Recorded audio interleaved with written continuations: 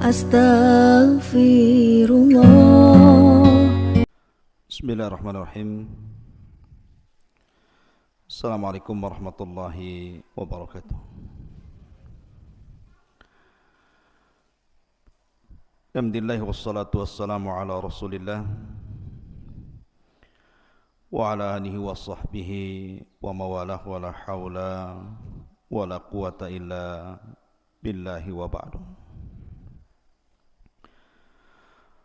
Qala Allahu azza wa jalla ya ayyuhalladzina amanu taqullaha haqqa tuqatih wa la tamutunna illa wa antum muslimun. Fa inna asdaqal hadithi kitabullah wa khairal huda huda Muhammadin sallallahu alaihi wa ala alihi wasallam wa syarrul umuri muhdatsatuha wa kullu muhdatsatin bid'ah wa kullu bid'atin dhalalah wa kullu dhalalatin finnar.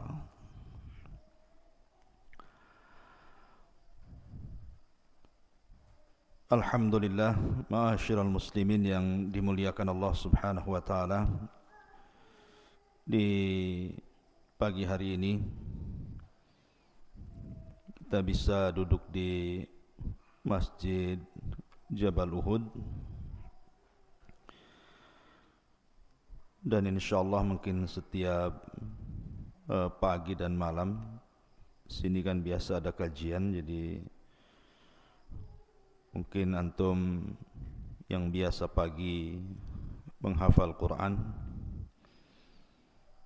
mungkin tersita waktunya kita buat kajian 1 jam, habis itu antum lanjutkan dengan tahfidz Al-Quran.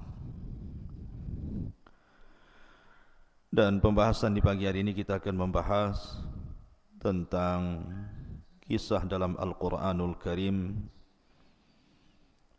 satu sosok yang dijadikan nama dalam Al-Quran yang kita sebut dengan Luqman Al-Hakim. Siapa Luqman Al-Hakim ini?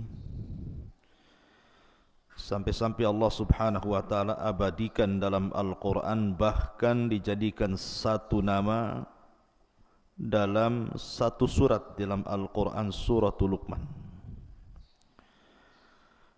Tidak mungkin Luqman ini orang biasa. Kalau orang biasa tidak mungkin dicantumkan dalam Al-Quran sebagai nama dalam satu surat. Berarti Luqman ini orang hebat. Sampai-sampai Allah abadikan di dalam Al-Quran. Siapa Luqmanul Hakim ini? Hidup di zaman siapa dia? Apakah dia seorang nabi ataukah bukan?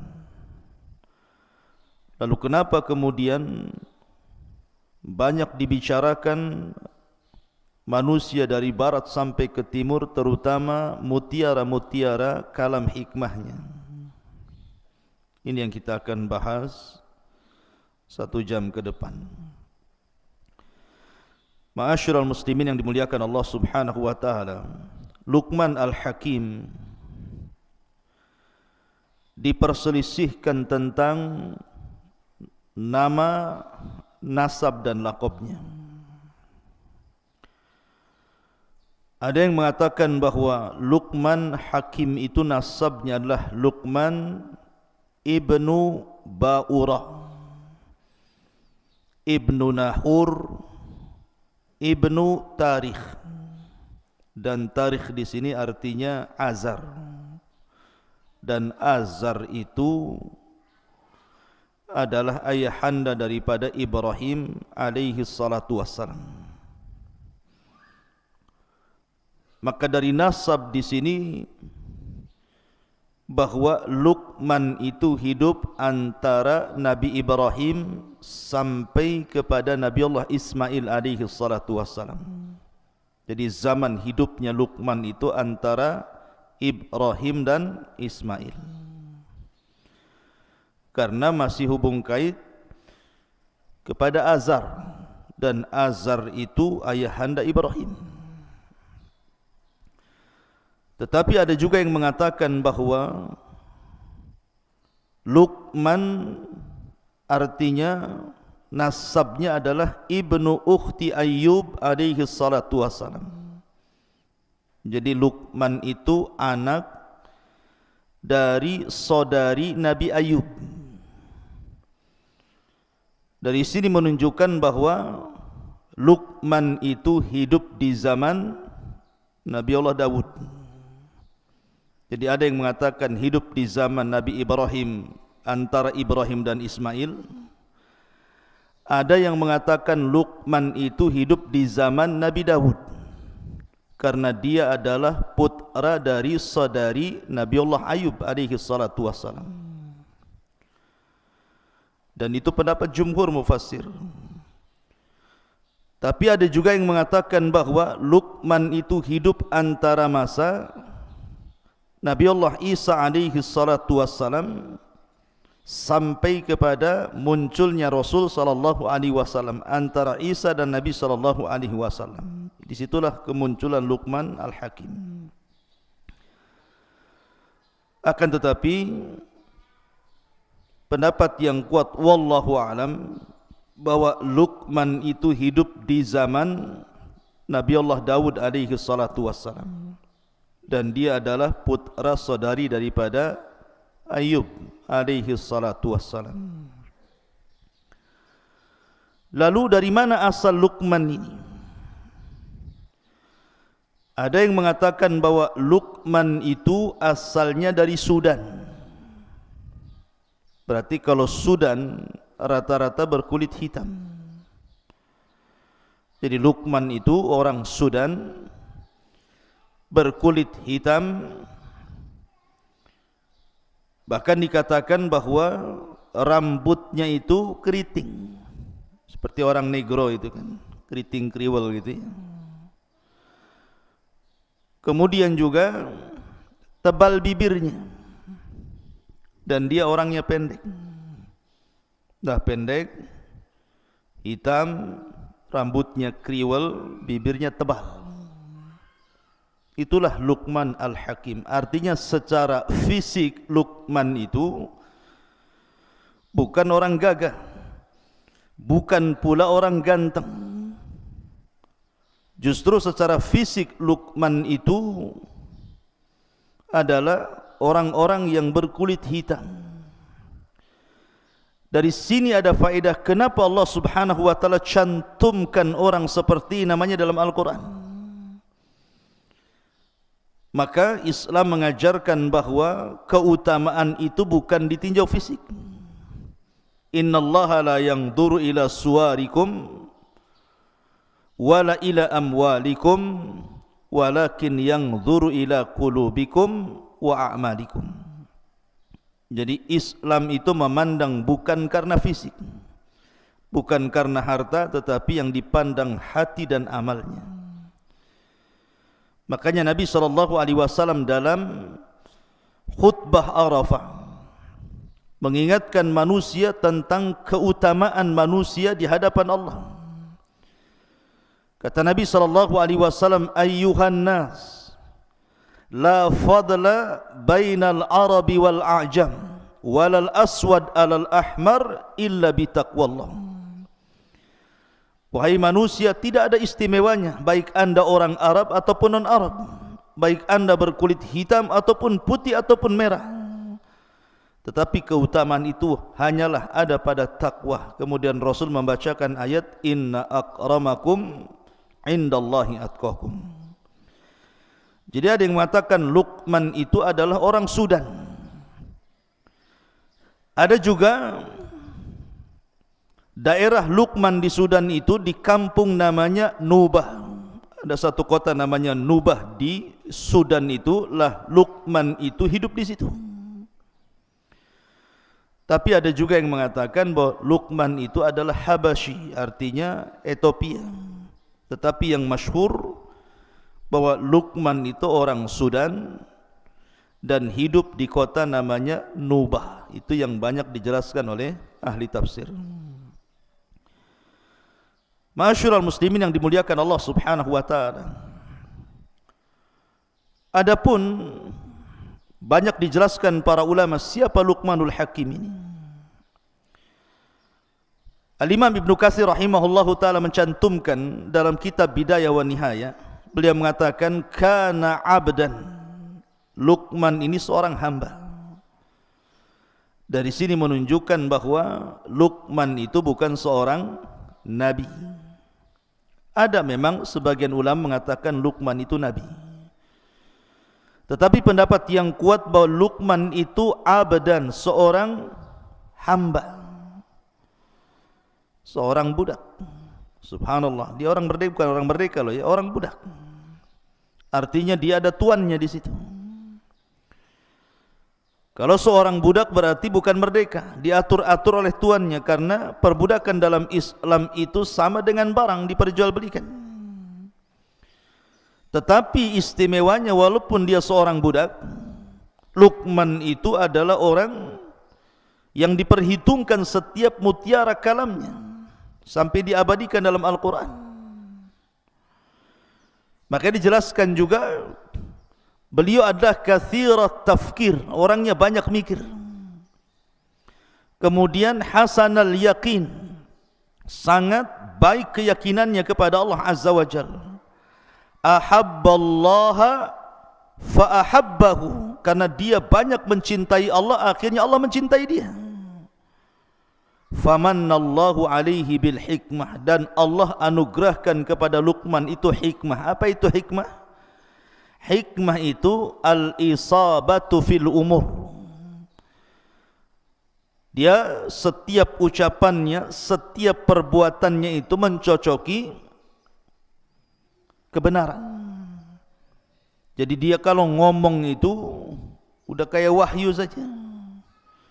Makanya kemudian mutiara hikmahnya itu dipakai sampai di zaman jahiliyah, di zaman Nabi SAW sebelum diangkat menjadi Nabi dan Rasul.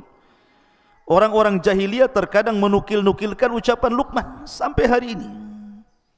Saking hebatnya Luqmanul Hakim ini. Ya. Ma'asyiral muslimin yang dimuliakan Allah Subhanahu wa taala. Lah Luqmanul Hakim dijelaskan oleh para ulama seperti yang dikatakan Sa'id ibn al-Musayyib. Sa'id ibn al-Musayyib ini seorang pemimpin para tabi'in. Sa'id ibn al-Musayyib mengatakan ketika beliau ditanya, ada orang yang berkulit hitam datang kepada Sa'id ibn al-Musayyib merasa hina karena kulitnya. Jadi dia merasa dihinakan manusia sehingga dia merasa rendah diri. Akhirnya dia datang kepada Sa'id ibn al-Musayyib bertanya soal kenapa Allah ciptakan dia berkulit hitam itu. Maka Sa'id ibn al-Musayyib mengatakan, la tahzan min ajli annaka aswad. Jangan sedih karena engkau berkulit hitam. Karena min akhyarin nasi thalatha, karena manusia terbaik di permukaan bumi ini ada 3 manusia dan semua berkulit hitam. Kemudian yang pertama disebutkannya Bilal ibn Rabah, berkulit hitam. Kemudian yang kedua Mahja Maula Umar. Mahja Maula Umar itu berkulit hitam. Dalam riwayat Najasyi, Raja Ethiopia. Kemudian yang ketiga Luqmanul Hakim, Aswad Nubiyan. Dia seorang yang berkulit hitam, orang yang tinggal di Nubah. Maka dari sini Sa'id ibn al-Musayyib ingin menjelaskan bahwa kepada orang yang merasa kecil hati gara-gara fisik, gara-gara berwarna hitam kulitnya, dia mengatakan jangan sedih. Karena manusia-manusia terbaik sepanjang zaman itu ada yang berkulit hitam. Sudah disebutkan 3 orang. Pertama Bilal, yang kedua Mahja, yang ketiga Luqman. Dalam riwayat Mahja diganti dengan Habasyah, Raja Ethiopia, Raja Habasyah namanya Ashamah ibn Afjur. Semua berkulit hitam, tetapi mereka adalah orang-orang pilihan dalam Islam. Siapa yang tidak kenal Bilal? Sandalnya saja masuk surga sebelum orangnya. Siapa yang tidak kenal Ashamah ibn Afjur, raja yang sangat adil sampai-sampai Rasul mengizinkan para sahabat hijrah ke Ethiopia karena keadilannya Najasyi itu. Kemudian juga Mahja, bahkan Luqmanul Hakim sampai diabadikan dalam Al-Quran. Ma'asyiral muslimin yang dimuliakan Allah Subhanahu wa taala. Baik, dari sini kita sudah tahu bagaimana Luqmanul Hakim. Adapun nama anaknya, karena di dalam Al-Quran itu kan bercerita tentang nasihat Luqman kepada siapa? Kepada anaknya. Ini yang kita akan ceritakan. Siapa anaknya ini?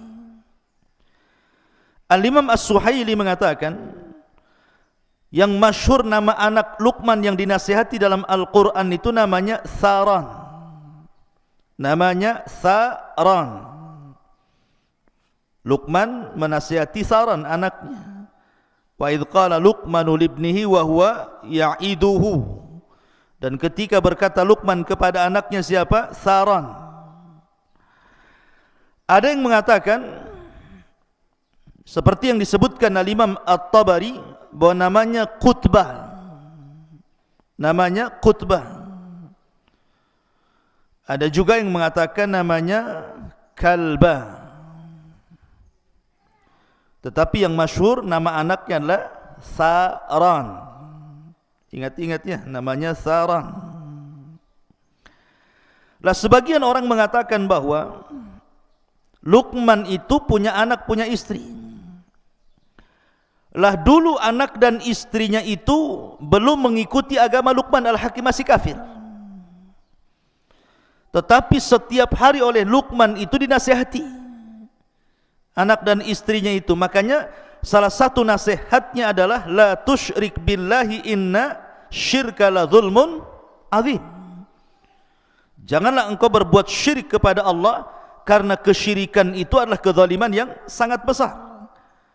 Lah dari kata-kata la tusyrik billahi inna syirka la zulmun azim di sini ada yang mengatakan bahwa seperti Al-Imam Al-Qushairi mengatakan karena Luqman dan ibunya itu kafir. Dinasihati sama Luqman, jangan kau melakukan kesyirikan kepada Allah, karena syirik itu kezaliman yang sangat besar.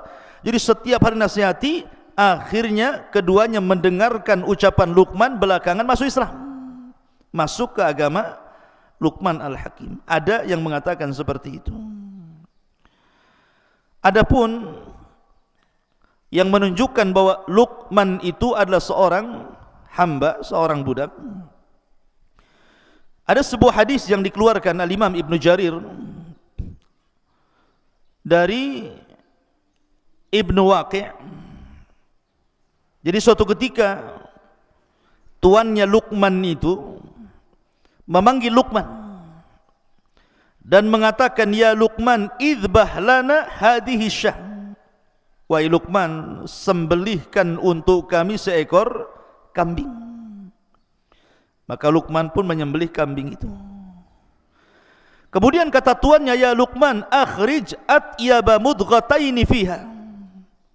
Wahai Luqman, ambilkan dari badan kambing itu yang sudah kau sembelih, kau sukuliti itu, dua perkara dari kambing itu yang paling baik. Dari anggota badan kambing yang paling baik itu keluarkan, kemudian serahkan kepadaku. Kemudian tiba-tiba Luqman mengiris apa? Mengiris lidah kambing, kemudian mengambil hati kambing, diserahkan kepada tuannya dan mengatakan, inilah dari badan kambing yang paling baik, lisan dan hatinya. Kemudian dalam tempo yang lain, tiba-tiba majikannya mengatakan, idbah lana hadhihi syah, kau sembelih lagi kambing itu. Akhirnya disembelihlah kambing, kemudian dikuliti. Kata tuannya, akhrij akhbatha mudghataini fiha. Sekarang ambilkan dari badan kambing itu yang paling jelek. Tiba-tiba Luqman mengiris lisan kambing itu, kemudian mengambil hatinya lagi. Majikannya heran. Kemarin disuruh menyembelih kambing, disuruh ambil bagian terbaik dalam kambing, diambilkannya lisan dan hati.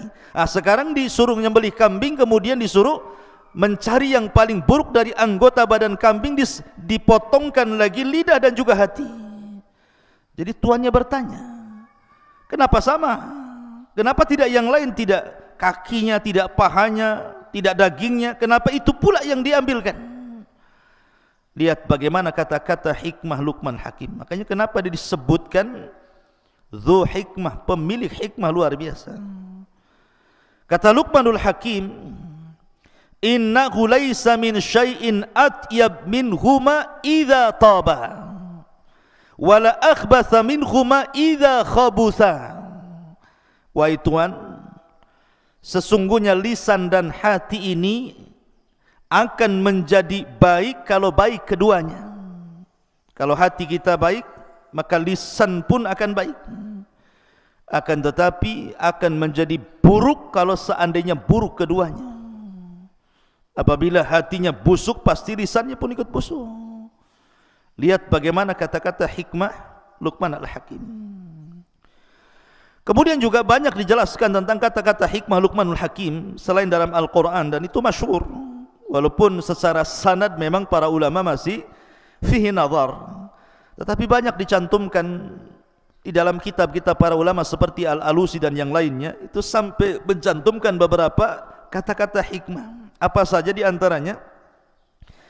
Luqmanul Hakim mengatakan, ya bunayya akthir min qawli rabbighfirli fa inna lillahi sa'atun la yuraddu fiha sa'il.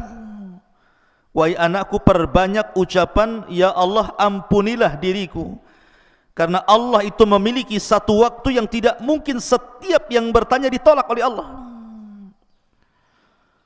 Ya memang dalam Islam juga ada kan waktu-waktu yang kalau antum berdoa pasti akan diijabah, seperti sepertiga malam akhir, doa dalam sujud, doa di antara dua azan gitu ya.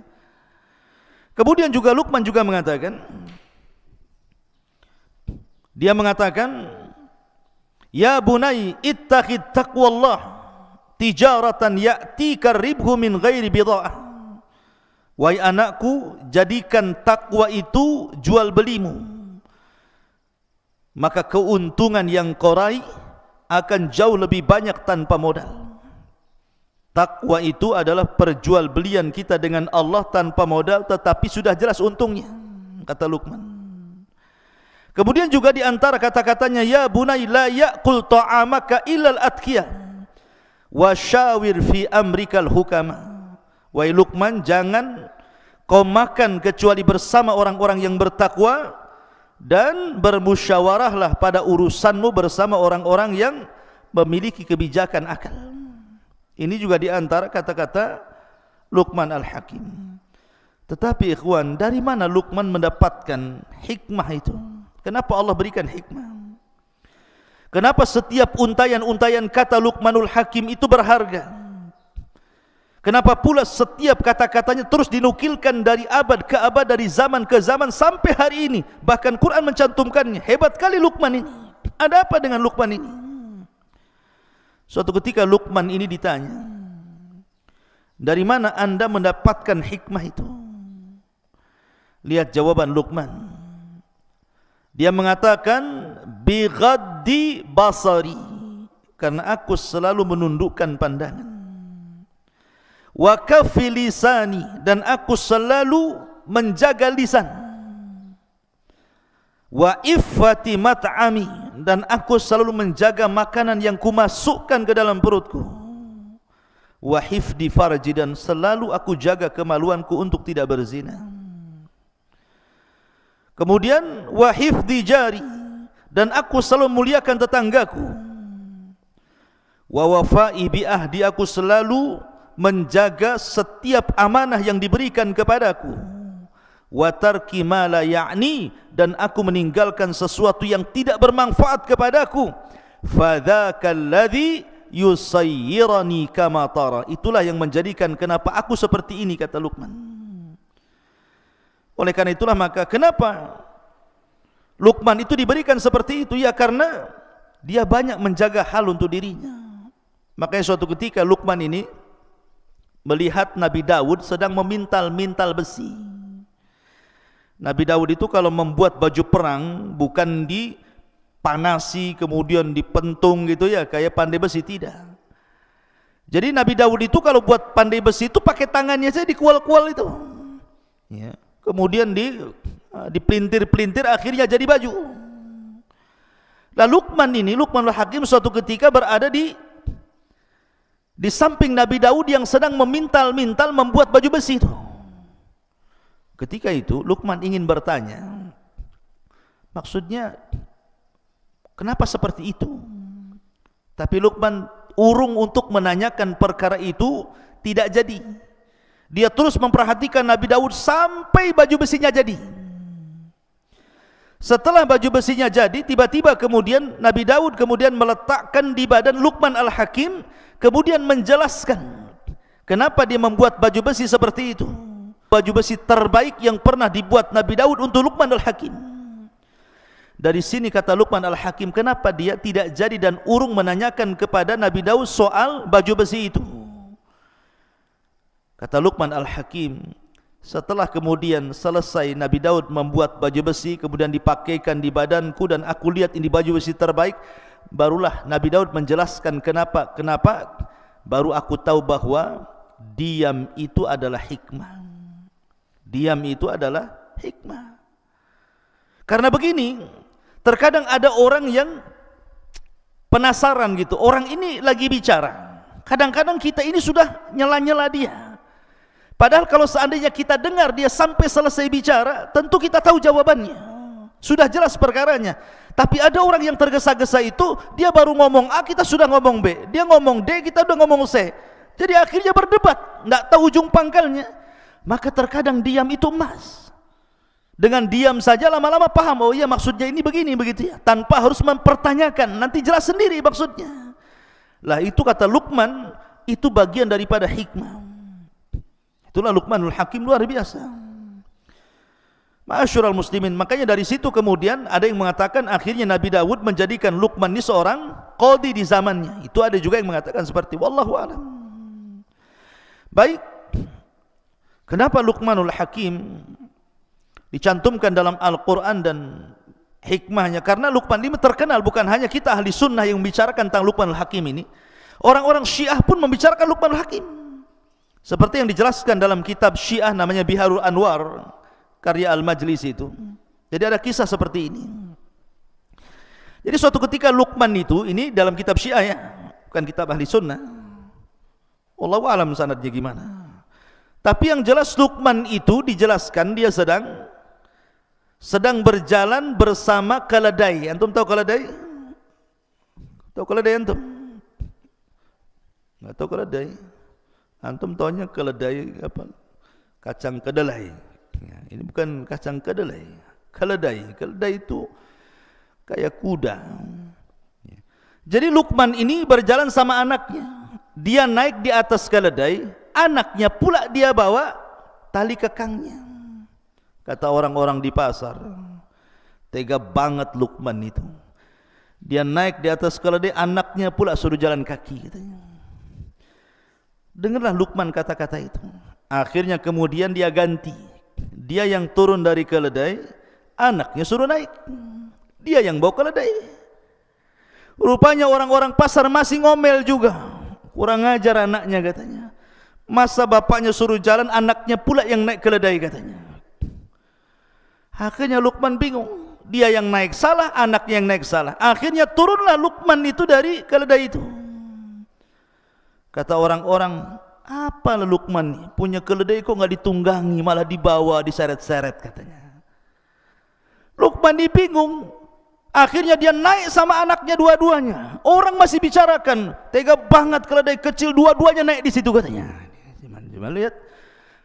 Dari sini Luqman Al-Hakim mengatakan, apapun yang dibuat dia pasti manusia akan bicara. Dari sini dia mengatakan maka diam itu emas, ya kan? Sebab kalau seandainya setiap komentar orang kemudian dibicarakan nggak akan berhenti, karena manusia itu tidak mungkin selamat dari ucapan orang. Mau gimana pun pasti kita akan dibicarakan orang. Antum mau baik mau jahat pasti orang akan bicarakan keburukan kita. Ya seperti itu manusia. Tapi dalam kitab Syiah ya, Biharul Anwar, saya nggak akan bicarakan tentang masalah Luqman yang tidak jelas sanadnya. Kita langsung saja bagaimana Al-Quranul Karim menggambarkan Luqman Al-Hakim ini. Lihat bagaimana Allah mengatakan dalam Al-Quran, dalam suratul Luqman ayat 12 dan begitu seterusnya. Allah mengatakan, walaqad atayna Luqmanal hikmata, dan sungguh kami berikan kepada Luqman ini al-hikmah. Hikmah ini ucapan yang sangat bijaksana, penuh dengan mutiara-mutiara kebaikan. Anishkur lillah, agar bersyukur kepada Allah Subhanahu wa taala. Wa man yashkur fa innama yashkuru li nafsi wa man kafara fa innallaha ghaniyun hamid. Dan sungguh telah kami berikan hikmah kepada Luqman, yaitu bersyukurlah kepada Allah, dan barang siapa yang bersyukur kepada Allah maka sesungguhnya dia bersyukur untuk dirinya, dan barang siapa yang tidak bersyukur artinya kufur, maka sesungguhnya Allah Maha Kaya lagi Maha Terpuji. Luqman sudah diberikan banyak kebaikan berupa hikmah, sudah selayaknya bersyukur. Maka pelajarannya, antum yang Allah Subhanahu wa taala pilihkan dari setiap orang, antum bisa belajar agama. Tidak semua orang-orang yang seusia antum itu bisa duduk di pesantren. Coba antum lihat anak-anak yang seusia antum, ada yang nongkrong di jembatan, ada yang mancing, kan? Ada yang ikut geng motor, ada yang ikut anak pang, yang anting-antingnya dari botol aqua itu, ya kan? Ada macam-macam tuh. Coba. Tapi antum bisa hidup kemudian duduk di pesantren ini nikmat besar, ikhwan. Syukuri. Ya, disyukuri antum dipilih oleh Allah dari sekian anak-anak muda yang seusia antum, antum bisa masuk pesantren, bisa menghafal Quran, bisa belajar agama. Coba. Artinya bahwa supaya la in syakartum la azidannakum, kalau antum bersyukur Allah tambah nikmat, Allah kasih banyak kemampuan dan ilmu yang begitu banyak, karena bagaimanapun tidak ada yang lebih baik dibandingkan ilmu di dunia ini, kawan. Tidak ada yang lebih mulia melebihi ilmu, karena hanya dengan ilmu lah kita bisa mengenal Allah, mengenal Nabi, mengenal agama, mengenal segala sesuatu. Dan keistimewaan apapun tidak mungkin diraih kecuali dengan ilmu. Lihat ayat berikutnya, Allah mengatakan, wa idh qala Luqmanu libnihi, dan ingatlah ketika Luqman berkata kepada anaknya. Siapa anaknya tadi? Tharan, ya. Wa huwa ya'iduhu, dan dia terus menasihatinya. Ada yang mengatakan sekali lagi bahwa ketika itu anaknya masih kafir dan juga istrinya masih kafir.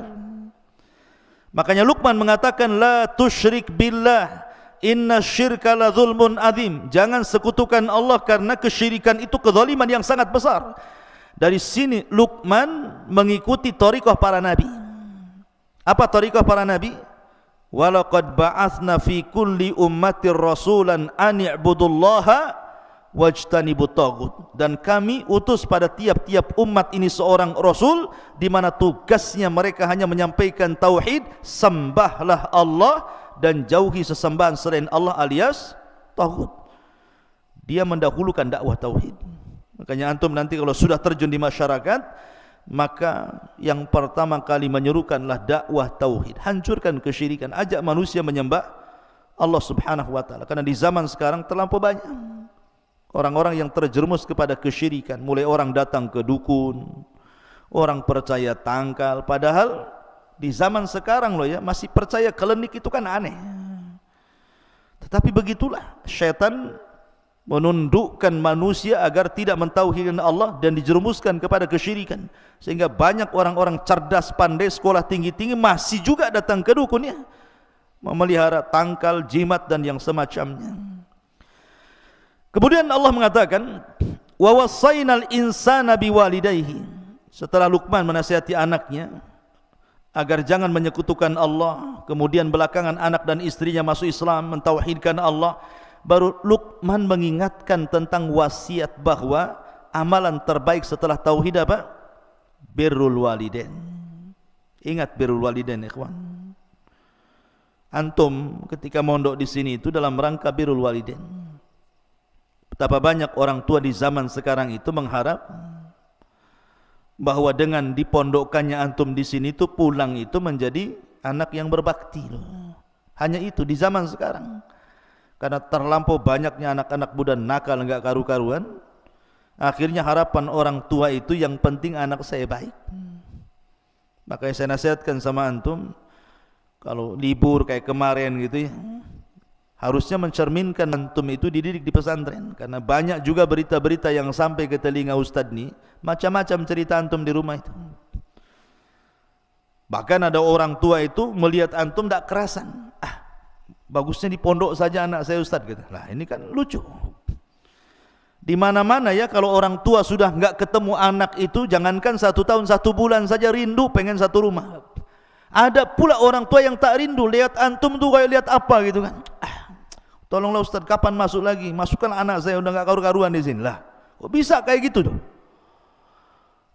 Anak saya sudah pergaulannya ini enggak beres ini. Bukannya mempengaruhi orang, dia pula yang terpengaruh. Harusnya dia mewarnai orang, dia pula yang warna-warni enggak jelas katanya.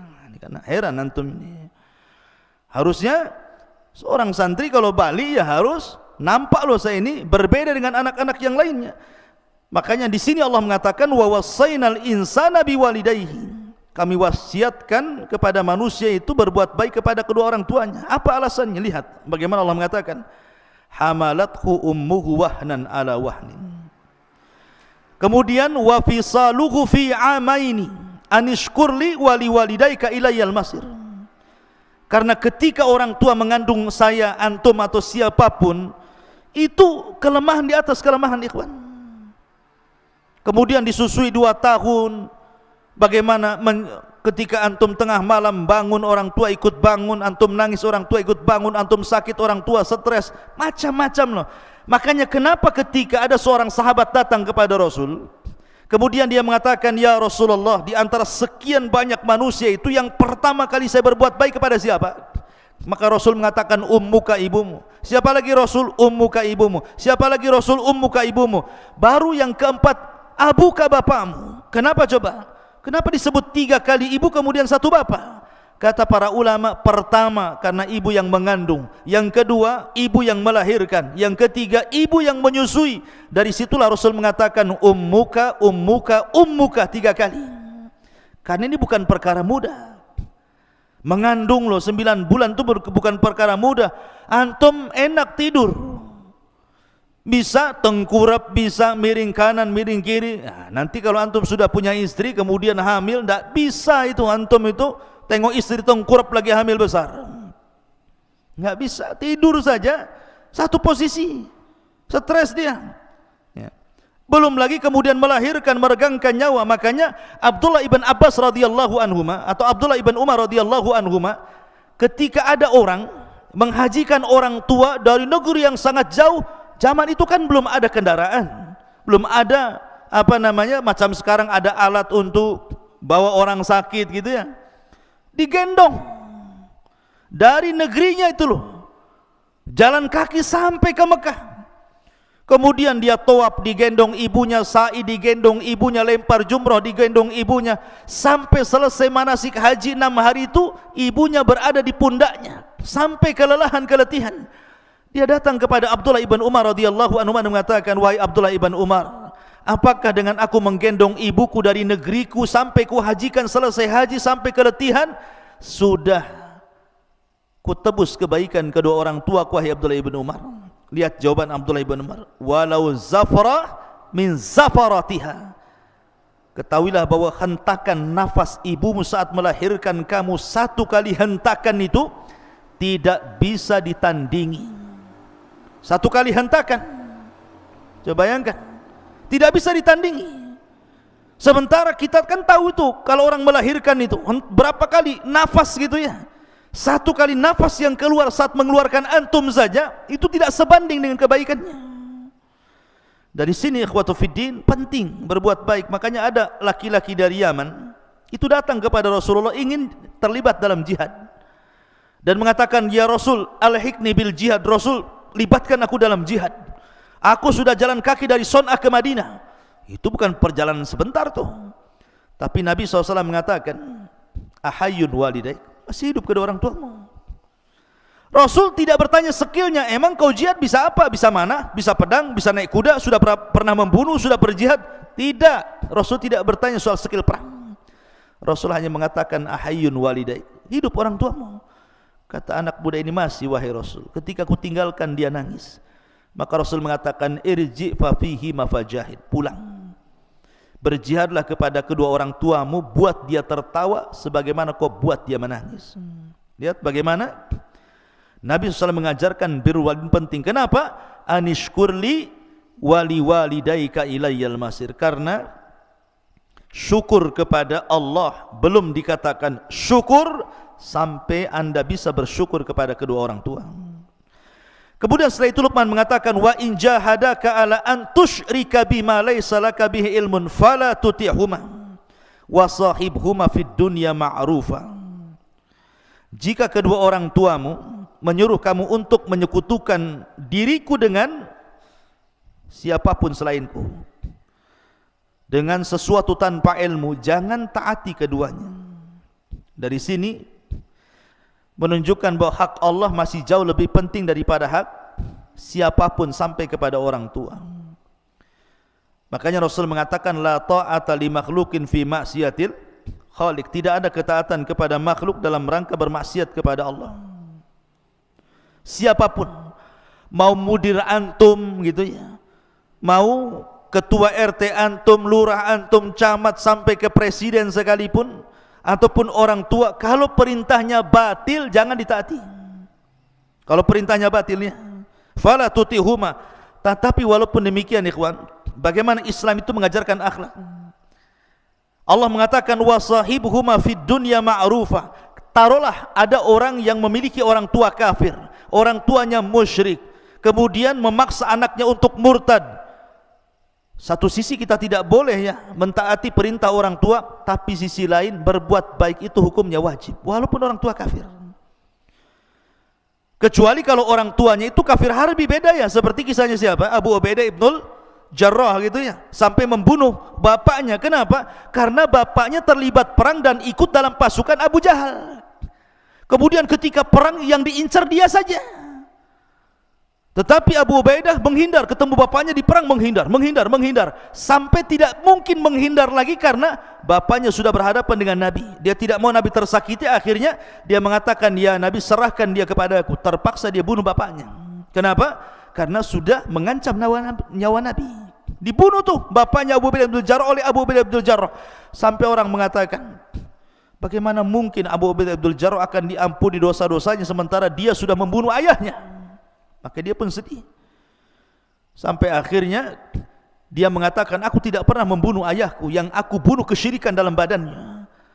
Kemudian dia pun sedih sampai turun ayat ini, wa in jahadaka ala an tusyrika bima laysa laka bi ilmun fala tuti'huma. Ya. Ada yang mengatakan ayat ini turun kepada Sa'ad bin Abi Waqqas. Sa'ad bin Abi Waqqas itu orang kaya, orang tuanya dia masuk Islam, orang tuanya masih kafir. Dia paksa Sa'ad bin Abi Waqqas, kau harus kufur lagi. Kata Sa'ad, tidak mau. Kau harus kufur, tidak mau. Sampai akhirnya orang tua yang mengatakan, kalau engkau tidak kembali kepada agama nenek moyangmu, aku akan mogok makan, mogok minum sampai ku mati, katanya. Tapi karena melihat orang tuanya Sa'ad bin istiqomah di agama Rasul sallallahu alaihi wasallam, akhirnya dia pun menghentikan mogok makan dan mogok minumnya, padahal dia sudah hampir mau mati. Karena Sa'ad mengatakan kepada ibunya, lau kanat laki mi'atu nafsan, lau kanat laki mi'atu nafsan, thumma kharajti nafsan ma kharajtu an dini. Wah ibuku, kalau kau punya 100 nyawa, kau keluarkan satu-satu agar aku meninggalkan agamaku. Jangan harap aku meninggalkan agamaku. Kalau kau mau makan, makan silahkan, enggak juga enggak masalah. Akhirnya ibunya makan juga, lapar ya. Dari sini ma'asyiral muslimin, bahwa bagaimana Allah Subhanahu wa taala mengatakan jangan taati kepada orang tuanya, tetapi wa sahibhuma fid dunya ma'rufa. Tetap Sa'ad bin Abi Waqqas berbuat baik sama orang tuanya. Kemudian Allah mengatakan, wattabi sabila man anab ilayya thumma ilayya marji'ukum fa unabbiukum bima kuntum ta'malun.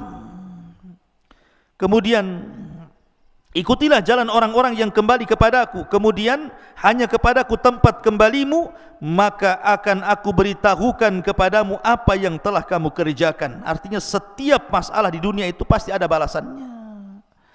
Ma'asyiral muslimin yang dimuliakan Allah Azza wa Jalla. Kemudian setelah itu Allah mengatakan, ya bunai innaha intaku mithqala habbati min khardalin fatakun fi sakhratin aw fis samawati aw fil ardi ya'ti biha Allah innallaha latifun khabir. Jadi begini, Tharon ini putranya Luqman, dia bertanya kepada ayahnya, wahai ayahku, seandainya aku bermaksiat kepada Allah, kemudian aku sembunyi di sebuah tempat yang tidak bisa dilihat manusia, mungkinkah Allah melihatku? Maka Luqmanul Hakim kemudian menjawab, ini jawabannya, ya bunai, wahai anakku, in taku mithqala habbati min khardalin fatakun fi sakhratin aw fis samawati aw fil ardi ya'ti biha Allah innallaha latifun khabir. Wahai anakku, sesungguhnya jika ada sesuatu perbuatan seberat biji sawi sekalipun dan berada dalam batu atau di langit atau di bumi, niscaya Allah akan memberi balasannya. Sesungguhnya Allah maha halus lagi maha teliti kepada hamba-hambanya. Antum berbuat maksiat dimanapun Allah tahu. Makanya ada satu kisah tentang seorang laki-laki yang datang kepada siapa? Ibrahim ibn Adham kan. Jadi orang ini mengatakan kepada Ibrahim ibn Adham, wahai imam, saya ingin bertobat, sudah terlampau banyak maksiat yang kulakukan. Bagaimana cara tobatnya? Anak muda ini mengatakan kepada Ibrahim ibn Adham, sudah banyak maksiat yang kulakukan, aku ingin tobat tetapi aku tidak bisa, bagaimana caranya? Maka Ibrahim ibn Adham mengatakan kepada orang ini, sebenarnya engkau tidak perlu meninggalkan maksiatmu, silahkan bermaksiat, tetapi lakukan 5 perkara. Kalau kau bisa melakukan 5 perkara, kau ingin maksiat, maksiatlah, terserahmu. Kemudian orang ini mengatakan, hati ya Aba Ishaq, oh senang kali, seperti apa 5 perkara agar aku tetap bermaksiat? Yang pertama dia mengatakan, idza aradta an ta'siyallah fa'si. Kalau memang engkau ingin bermaksiat, silakan bermaksiat, tetapi fala ta'ku rizqahu, jangan kau makan rizki dari Allah. Kalau engkau tidak makan rizki dari Allah, kau makan dari rizki selain daripada Allah, silahkan kau maksiat. Tapi kalau kau makan dari rizki Allah, kenapa pula kau bermaksiat kepada zat yang telah memberikan rizki kepadamu? Kemudian yang kedua, idza aradta an ta'siyahu, kalau engkau memang ingin bermaksiat, silahkan, falyasi, fala taskun syai'an min biladihi, tapi syaratnya kau jangan tinggal di satu jengkal dari bumi-bumi Allah. Silakan cari bumi yang lain, kau maksiat di situ.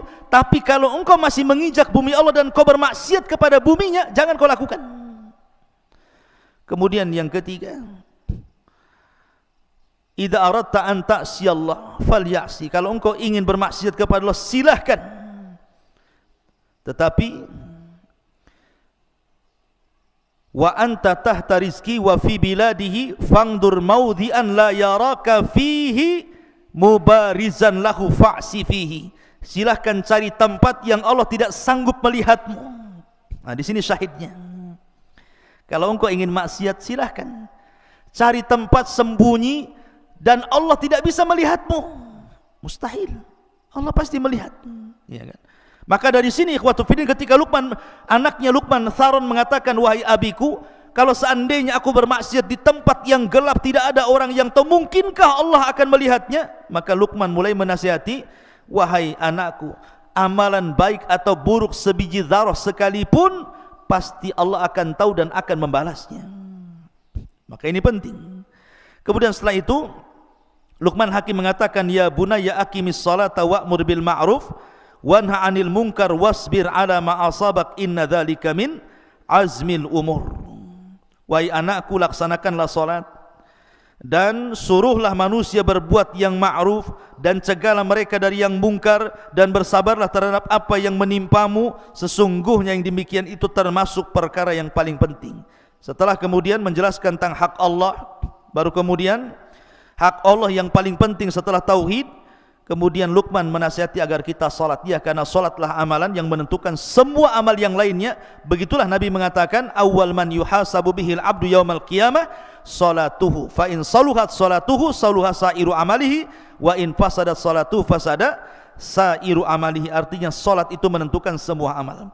Kemudian Allah mengatakan, wala tusair khaddaka linnas wala tamshi fil ardi maraha innallaha la yuhibbu kulla mukhtalin fakhur. Dari sini Luqman mulai bicara tentang akhlak. Luqman mengatakan kepada anaknya, dan janganlah kamu memalingkan wajahmu dari manusia karena sombong, dan janganlah berjalan di permukaan bumi dengan angkuh. Sesungguhnya Allah tidak suka orang-orang yang sombong dan membanggakan diri. Lihat bagaimana akhlak diajarkan Luqman kepada anaknya. Artinya apa yang kita sombongkan coba? Wallahu akhrajakum min butuuni ummahatikum la ta'lamuna syai'a. Ketika kita dikeluarkan dari perut ibu, kira-kira apa yang terjadi dengan bayi? Tidak tahu apa-apa, melihat pun belum, mendengar pun tidak bisa, bergerak pun terbatas, tenaga pun tidak ada. Baru kemudian tumbuh besar, Allah berikan pandangan, Allah berikan pendengaran, Allah berikan akal, kecerdasan, kemudian tenaga kuat. Tiba-tiba yang satu jadi profesor, yang satu jadi pilot, yang satu jadi dokter, yang satu jadi macam-macam. Tiba-tiba sombong. La haula wala quwata illa billah. Itu semua nikmat Allah. Makanya kenapa al-jaza min jinsil amal, bahwa setiap perbuatan itu disesuaikan dengan perbuatannya. Nanti pada hari kiamat orang-orang yang sombong itu akan diciptakan oleh Allah seperti dzarrah, seperti semut kecil. Di padang mahsyar itu orang-orang yang sombong itu nanti badannya dikecilkan oleh Allah seperti semut. Kemudian akan berjalan di antara orang-orang yang besar, terkadang terinjak, terkadang harus menghindar dari kaki orang. Itu orang sombong, dia merasa besar di dunia, di akhirat dibuat kayak seperti semut yang akan diinjak-injak manusia. Al-jaza min jinsil amal. Kemudian Allah mengatakan, waqsid fi masyik waghdud min sautik inna ankaral aswat la sautul hamir. Dan yang terakhir Luqman mengatakan, dan sederhanakanlah dalam berjalan dan lunakkanlah suaramu, sesungguhnya seburuk-buruk suara adalah suara keledai. Begini ikhwan, perhatikan kalimat seburuk-buruk suara, suara keledai. Yang menciptakan keledai siapa? Allah. Yang menciptakan suara keledai siapa? Allah. Yang mengatakan seburuk-buruk suara keledai siapa? Allah. Apa coba? Yang menciptakan keledai Allah, yang menciptakan suara keledai Allah, yang mengatakan seburuk-buruk suara adalah suara keledai Allah juga. Apa hikmahnya? Terkadang ikhwan, ada orang-orang yang Allah ciptakan dari manusia itu, yang memang Allah takdirkan lisannya itu selalu menjelek-jelekan manusia. Yang menciptakan dia Allah, yang menciptakan dia bisa bicara Allah, tetapi orang ini pula seburuk-buruk suara. Maka antum di masyarakat akan antum temui orang-orang yang seperti ini. Antum tidak akan selamat dari ucapan manusia. Seperti tadi kisah tadi ya, Luqman naik keledai salah, anaknya yang naik keledai salah, dua-duanya naik keledai salah, dua-duanya tidak naik keledai salah, dibicarakan orang. Ada orang ingin supaya tidak dibicarakan orang, akhirnya kemudian tidak keluar dari rumah. Dibicarakan juga, oh jangan-jangan sakit dia. Kenapa dia tidak keluar rumah katanya? Ketika sering keluar rumah, ngapain orang ini mondar mandir saja kayak nggak ada kerjaan. Ketika kadang di rumah, kadang enggak, dibicarakan juga. Manusia itu akan ngomong seperti itu. Orang itu tidak akan selamat. Jangankan sekelas kita, sekelas para nabi.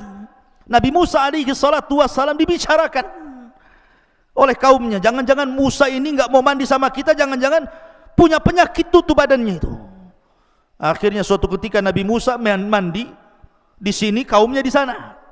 Diletakkan bajunya di atas batu. Allah buat batu itu bergerak Lari batu itu, dikejar Nabi Musa lagi telanjang karena masalahnya pakaian di atas batu itu. Rupanya batu ini Allah buat lari sampai melintasi Bani Israel yang sedang mandi. Nabi Musa ngejar sambil telanjang. Kata orang-orang ketika melihat badannya Nabi Musa, demi Allah tidak ada badan yang lebih indah daripada Nabi Musa. Lihat, Nabi Musa loh tidak lepas daripada ucapan orang, gara-gara enggak mau mandi sama-sama. Padahal Nabi Musa itu orang yang paling malu dengan Allah. Itu pun tidak lepas dari ucapan manusia, sampai Rasul mengatakan rahimallahu akhi Musa laqad udhiya akthar min dzalik fasabara. Sungguh Allah merahmati Musa, terlampau banyak ujian yang diberikan kaumnya tapi dia sabar. Maryam bintu Imran dituduh berzina karena dia punya anak tidak jelas bapaknya, padahal itu diciptakan kun fayakun, karena Isa sama dengan Adam. Bahkan istri Nabi SAW Aisyah radhiyallahu anha dituduh berzina dengan Safwan ibn Mu'attil, padahal dia anak bintu Siddiq, anaknya Abu Bakar Siddiq, dan dia juga istri Nabi SAW, dan dia manusia yang paling cerdas. Itu tidak lepas daripada cacian makian. Antum akan mengalami itu di masyarakat.